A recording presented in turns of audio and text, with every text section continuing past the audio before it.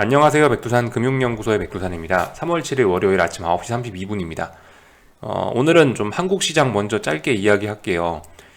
워낙 시세가 이제 급변동하고 있으니까 어떻게 대응해야 되냐 이런 이야기 좀 먼저 할 건데, 일단은 한국은 어디든지 크게 가려면은 어떻게 해야겠습니까? 여기 있는 전저점 자리가 붕괴돼야 아래로 크게 갈 거고, 여기 위에 있는 어떤 고점 자리가 돌파 한착 돼야 크게 갈 거 아니에요. 위로든 아래로든.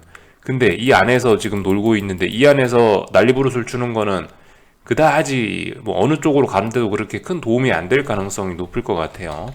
말씀드렸죠. 이런 자리들을 돌파 한착하고 뭐 어떻게 하여튼 큰 시세가 날라면 여기 이 부근에서 잘해야 된다고요. 이 부근에서 잘해야 넘어가든가 붕괴되든가 할 거다라는 이야기를 드렸는데, 지금 그런 자리 아니죠. 그런 자리 아닌데 지금 혼자 난리부르스를 추고 있어요. 그리고 오늘 이제 이 정도의 급락이 어느 정도로 강한 거냐? 상당히 강한 겁니다. 예를 들면은 뭐 옵션 전광판 같은 것들 보시면은 지금 풋 옵션들이 뭐 마이너스 60%, 마이너스 70%가 이런 게 흐리 보이고 있죠. 이건 굉장히 심각한 시세인 거예요. 물론 이제 그 와중에 풋 옵션들은 솔직히 시세가 그렇게 많이 나고 있지는 않습니다. 그래서 근데 지금 뭐 풋대박이라고 하긴 좀 뭐하고, 이거는 아무튼 콜이 좀 지나치게 많이 죽고 있는 거예요. 그래서 아무튼 그 풋의 시세가 좀 안 좋다라고 생각할 수 있을지 몰라도, 그래도 일단 뭐 콜이 너무 과하게 죽고 있어서 이런 거 어쨌든 좀 과한 시세이긴 합니다. 당일 하루에 이만큼 움직이는 거는 조금 좀 과한 시세다. 더군다나 왜 이런 이야기를 드리냐면, 여기 있는 직전 저점 자리, 예를 들면 여기 뭐 354, 355 이런 자리 있죠. 이런 자리를 붕괴시키는 것이기도 하고 지금. 그리고 더군다나 여기 지금 이 볼린저밴드 하단 자리를 째고 나가는 거잖아요. 이렇기 때문에 지금 이런 자리는 어쨌든 굉장히 힘을 많이 쓰고 있는 겁니다. 하락에 대한 에너지가 굉장히 많이 쓰여지고 있는 거예요. 지난번에 말씀드렸던 것처럼 어떤 엔진으로 비유를 하면 레드존 부근까지 온 거죠. 물론 이게 이 큰 그림에서 봤을 땐 여전히 뭐 초록색 구간 안에 와 있는데, 근데 아무튼 이 최근 단기적인 관점, 하루 이틀 사흘 이 정도의 관점에서만 보면 지금 상당히 지금 RPM을 높게 쓴 거고, 레드존 부근까지 가 있을 가능성이 높을 거예요. 물론 그래도 더 빠질 수도 있죠. 아무튼 좀 과하다. 그러니까 이런 자리, 볼린저 밴드를 째고 나가는 이런 자리에서, 야 이제 오늘부터 이제 뭐 세계 3차 세계대전이고 저기 오늘부터 풋대박이 나고 이걸 기대하면서 여기서 오늘 쇼 포지션을 들어가면 안 좋겠죠. 위에서 잘했어요. 위에서 그 반등시 매도 전략 이런 이야기 드렸고, 365가 이거래일 동안 저항이다 이런 이야기 했으니까, 그죠? 아무튼 오늘은 뭐 기존에 아무것도 안 하셨던 분들이 오늘 뭘 한다, 그건 좀 아닌 것 같아요. 그리고 이 기존의 보유자분들, 이제 기존의 숏포지션 보유자분들 오늘 어떻게 하는 게 좋을까요? 오늘 네가 레드존까지 썼다고 하고 오늘 내 계좌 보니까 수익률이 막, 야 곧버스 하루에 5%씩 오른다, 팔아야 되는 거 아니냐. 물론 팔고 싶으시겠지만 아무튼 제 영상을 보시는 거의 의미가 그러면 좀 없지 않을까 싶어요. 단타는 뭐 물론 할 수 있으면 하는 건데, 이게 아무튼 주식을 이게 뭐 하루에 5% 먹으려고 그죠, 요런 시세 먹으려고 우리 주식하는 건 아니라고 생각을 해요. 아무튼 저는 계속 추세적인 하락을 이야기해드리고 있고, 좀 큰 목표치를 갖고 장기적으로 접근해보자, 좀 거시적인 안목을 갖고 이런 이야기를 드리고 있는데, 아무튼간 오늘 같은 날 어쨌든 뭐 단기적으로는 과해서 반등이 좀 나올 수도 있지만, 이런 날 그냥 한번 수익을 누적시켜보는 습관 한번 테스트해보는 게 어떻겠냐 싶습니다. 뭐 수익 찍혀 있으니까 팔고 싶겠죠. 근데 그거 한번 참아보시는 게 어떻겠어요. 일단 이런 이야기 드리고 있습니다. 손해를 누적시키는 건 쉽죠. 근데 수익 누적시키는 게 어렵기 때문에 이렇게 한번 해보시라는 거예요. 물론 반등 올라올 수도 있어요. 그렇지만 좀 큰 그림 보고, 아직까지 하락 추세잖아요. 추세 중에 와 있는데 뭘 자꾸 샀다 팔았다 타이밍 맞추는 게 더 피곤할 수 있습니다. 가만히 있으면 돈 벌기 더 쉬울지도 몰라요. 아무튼 이런 이야기 정도 드리고 싶네요. 코스닥 시장도 중요한 저항 터치하고 빠져야 될 자리에서 빠지고 있으니까 할 말 없습니다. 코스닥 시장은 뭐 오늘 과하게 빠지는 것 같지 않아요. 오늘 그냥 적당히 빠지고 있는 것 같네요.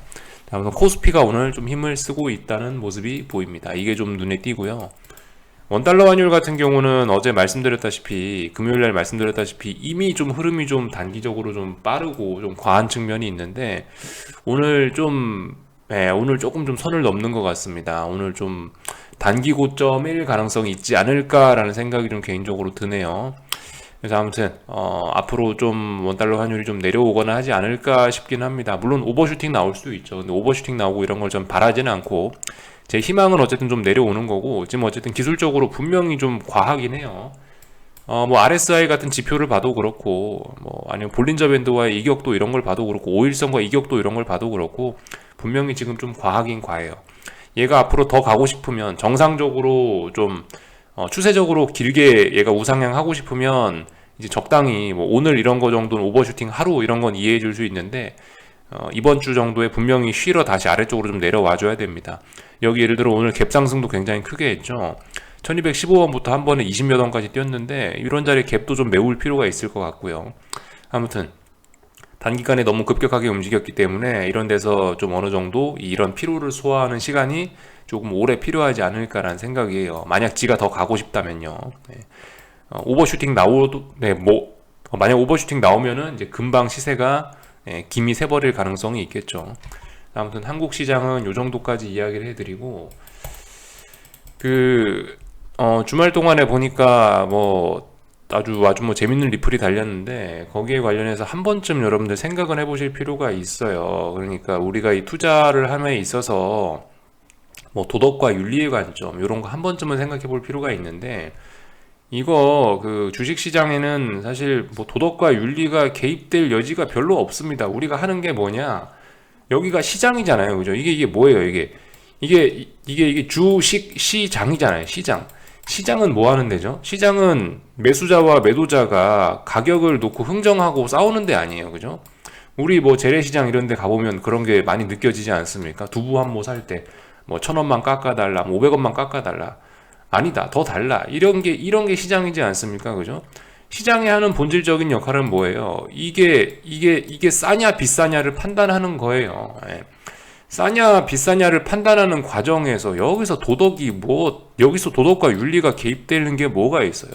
우린 단지 투자자의 역할은 싸냐 비싸냐 이게 어떤 가치가 있을 거 아닙니까? 이 가치에 비해서 지금 현재 가격이 싸냐 아니면 비싸냐를 논해서 여기서 이제 싸다라고 판단되면 어떻게 하고 비싸다라 판단되면 어떻게 하고 이게 투자지. 근데 여기에 대해다 대고 뭐 윤리가 어떻고 도덕이 어떻고 이거 개입될 틈이 없다라는 겁니다.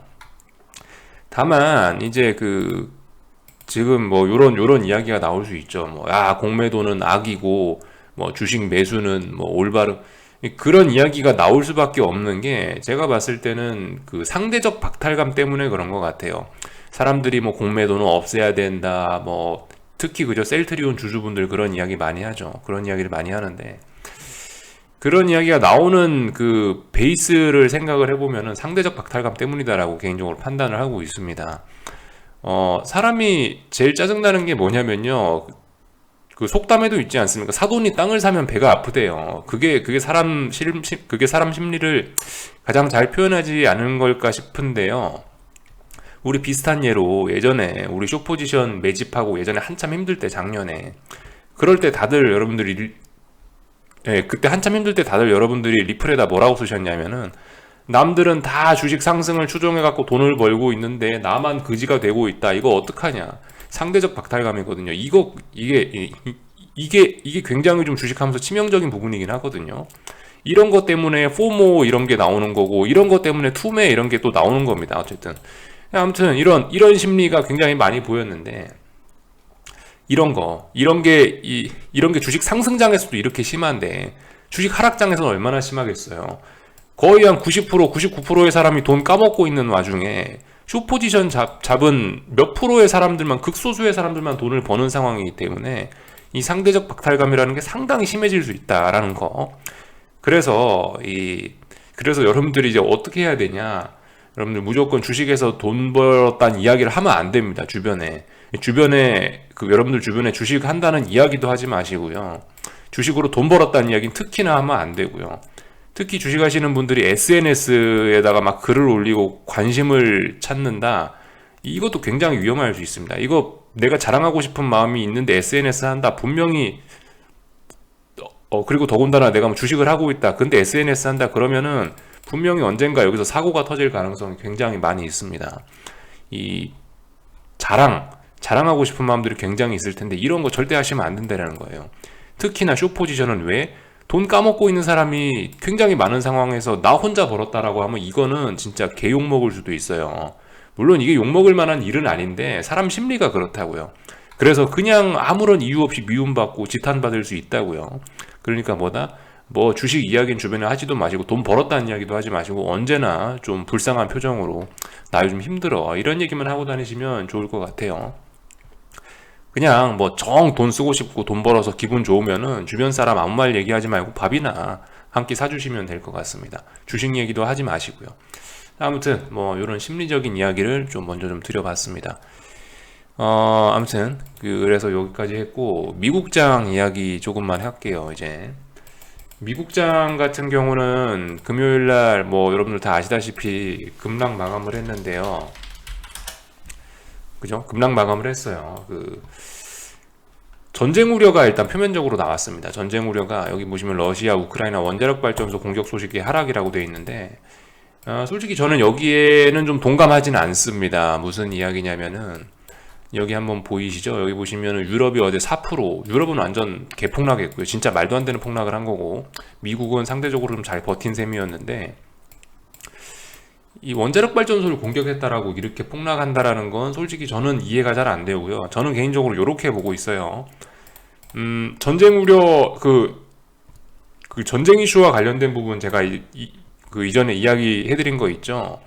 전쟁 말싸움 단계가 있고 전면전 단계가 있고 그리고 화해하는 단계가 있다. 지금은 여기 와 있다. 지금은 전면전 단계. 지금 뭐 싸우고 있는 이런 단계에 와 있다. 그래서 싸우는 거는 이미 2월 24일 날 폭락으로 어느 정도 다 반영되지 않았겠냐라고 이야기를 드렸는데, 그죠? 솔직히 원자력 발전소 공격이나 이런 게 원자력 발전소가 완전 폭발하고 박살난 게 아니기 때문에 이런 우려, 이런 지금 2단계에 있는 이런 우려를 더 가속화시키거나 그러진 않았을 것 같고요. 제가 봤을 때 이제 금요일 날부터 이렇게 전쟁 우려를 합치고 지금 하락을 하는 거는 그거를 새롭게 반영하고 있는 것 같아요, 지금. 지금은 어떤 단기적인 충돌에 대한, 단기적인 전쟁에 대한 그런 우려가 반영이 된 거고, 지금 전쟁 우려로 빠지는 건 시장이 이게 장기전이 되지 않을까라는 거. 전쟁이 요만큼만 하고 끝나야 되는데, 여기서부터 요까지만 하고 끝나야 되는데, 전쟁이 요렇게 길어질 가능성, 이 장기화될 가능성을 지금 슬슬 또 반영을 하고 있다라는 생각이 들어요. 그죠? 누가 봐도 전쟁 한 3일에서 일주일 정도면 끝나지 않을까? 우크라이나 항복하면서 끝나지 않을까 싶었는데 지금 굉장히 상황이 묘해졌죠, 지금. 네. 굉장히 전쟁이 길어지고 있고. 뭐 물론 그 와중에 뭐 오늘 뭐 러시아가 뭐 휴전을 깼다. 뭐 그래서 뭐 시장이 급락한다. 그럴 수도 있긴 한데 제 생각엔 어쨌든 뭐 휴전이고 뭐고 간에 제일 중요한 건 요건 것 같다. 전쟁이 장기화될 우려를 지금 시장이 하고 있는 것 같다. 전쟁이 빨리 끝나야 더 이상 뭐 러시아에 추가 제재도 없고 사람도 안 죽고 이렇게 되니까 평화가 찾아오니까 시장이 불확실성이 해소가 될 수 있는데 전쟁 자체가 길어지면 어떻게 돼요? 여기에 누군가 개입할 시간이 굉장히 많아지죠. 그리고 여기에 어떤 러시아의 어떤 뭐 제재, 러시아의 대응 이런 것들이 나올 시간들이 많아지기 때문에 이래서 이 길어지면 불확실성이 많아지지 않습니까? 전쟁이 길어지면 이걸 지금 시장이 반영하고 있는 것 같다는 생각이 듭니다. 그래서 개인적으로 뭐 전쟁 이슈에 관련해서 뭐 많은 사람들의 분석이 있긴 한데 제 생각엔 이거 아무튼 장기전으로 갈 가능성이 굉장히 높아 보이긴 합니다. 그죠? 뭐 지금 뭐 러시아가 뭐 어디를 뭐 점령하고 하긴 했다는데 솔직히 이게 러시아하고 우크라이나하고 휴전을 하려면은 둘이 조건이 맞아야 될 거 아니에요. 둘이 조건이 맞아야 되는데 이거 현실적으로 지금 조건이 이게 안 맞게 생겼죠. 러시아가 우크라이나에 요구하는 게 있을 거고 우크라이나 러시아가 요구하는 게 있을 텐데 이게 앞만 봐도 이게 둘이 충족되기가 너무 어려워 보입니다. 러시아는 어떻게 했어요? 땅 내놔 혹은 아니면은 뭐 괴뢰 정권을 세워라 이런 게 러시아의 요구일 텐데 지금 뭐 우크라이나 대통령도 살아있고 서방 지원 빠방하게 받는데 이게 지금 뭐 되기가 굉장히 어려워 보이죠.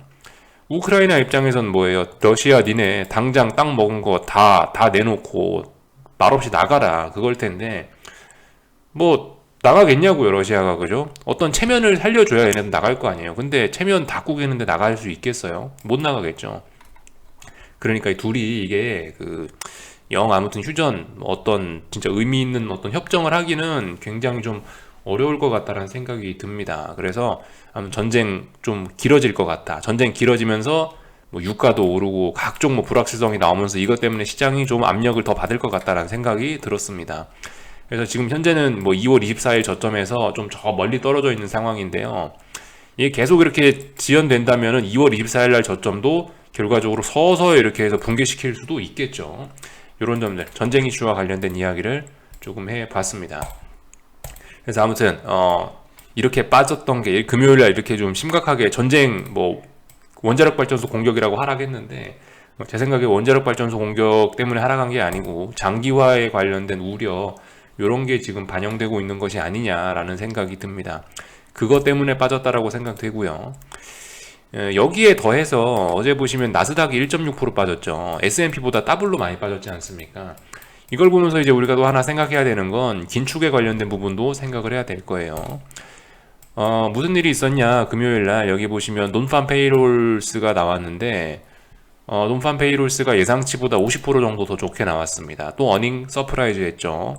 어닝 서프라이즈라는 이야기는 뭐다? 야, 고용시장의 회복이 좋네. 그러면 긴축해도 돼. 라는 그런 이야기로 받아들여질 수 있겠죠. 지금 상황은요.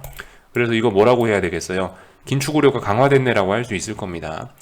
그리고 여기 실업률도 보시면 3.9가 예상치였는데 3.8 나왔어요. 그죠? 고용시장이 아주 잘 나가고 있습니다. 라는 이야기가 나왔으니까 긴축 우려도 같이 자극이 됐다고 봅니다. 그래서 금요일날 같은 경우는 아주 혼란스러웠죠. 나스닥이 더 많이 빠진 꼬라지를 보니까 긴축 우려가 분명히 시장에 어느 정도 작용한 것 같다라는 생각도 들고요. 전반적으로 다 빠졌으니까 전쟁 우려도 좀 작용을 했다라고 보고요.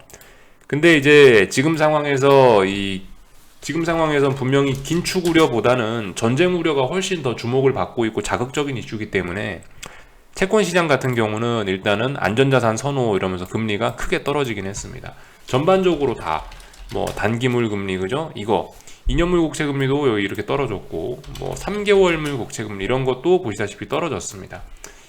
이런 모습들. 그러니까 채권 시장은 일단은 전쟁에 더 집중하면서 안전자산 선호 나타났는데 주식 시장의 이 하락률을 비교를 해보면은 긴축 우려도 분명히 그 와중에 작용을 한 것 같다. 이것도 일부 영향을 미쳤네. 이 정도는 이야기할 수 있을 것 같아요.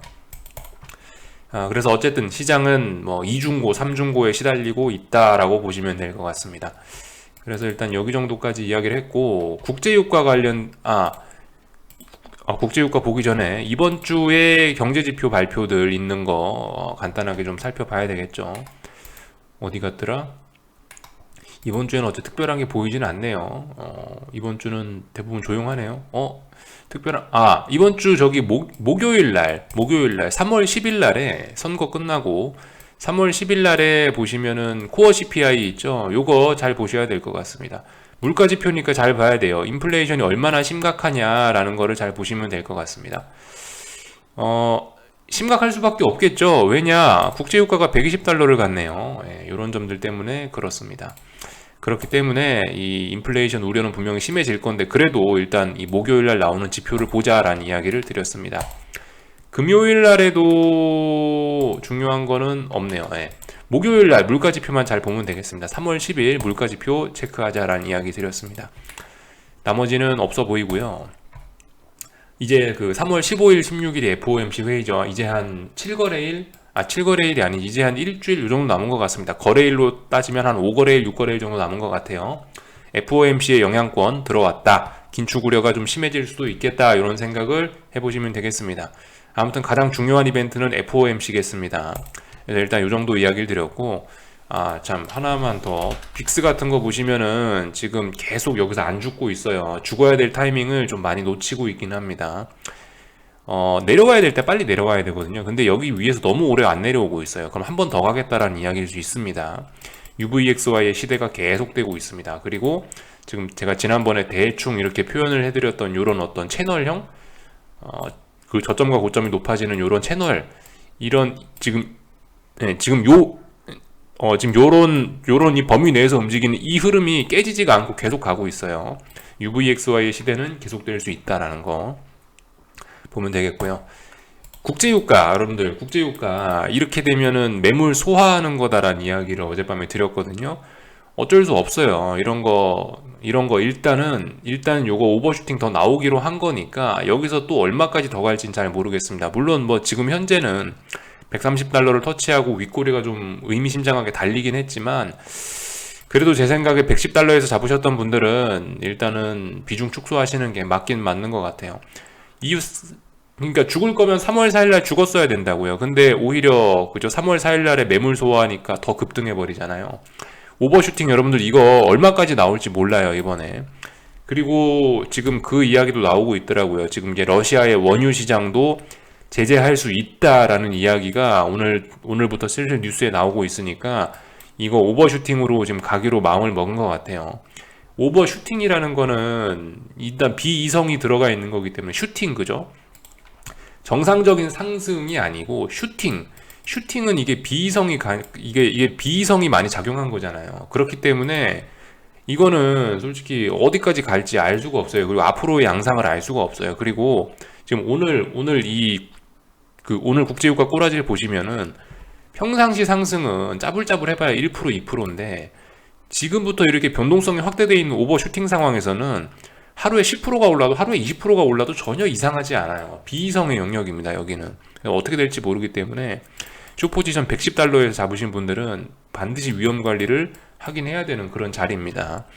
그래서 아무튼 일단 비중 축소 조금 좀 해 놓으시고 현금 좀 확보해 놓으시고 다음번에 한 번 더 노려 보시는 게 좋지 않을까 싶어요. 솔직히 뭐 심증상은 자꾸 들이대고 싶지만은 근데 이거는 조금 아닌 것 같아서요. 일단은 국제유가 숏배팅은 좀 일단 비중 축소하고 보류, 일단은 그렇게 그렇게 말씀드리도록 하겠습니다. 국제유가, 그죠? 이거 왜냐면 2020년 3월달, 4월달에 마이너스를 갔다 왔다고요. 마이너스를 역대급 미친 언더슈팅이 나왔기 때문에 이번에 오버슈팅도 역대급이 나올 수도 있어요. 이게 그 밸런스 맞춰야 되잖아요. 밸런스 맞춰야 되니까 그럴 수 있다고요. 그렇기 때문에 굉장히 주의하셔야 되겠습니다. 예상치 못한 숫자가 진짜 나올 수 있어요. 예상치 못한 숫자들. 그래서 예상치 못한 숫자들이 나올 수 있으니까 그때를 위해서 현금 좀 확보해 놓으시면 좋을 것 같습니다. 그런 이야기 드렸고, 네, 그래서 뭐 특별히 그죠? 네, 어느 정도 시장 다 살펴본 것 같습니다. 여기까지 할게요. 궁금한 거는 리플 남겨주시고요. 또 오늘 저녁에 뵙도록 하겠습니다.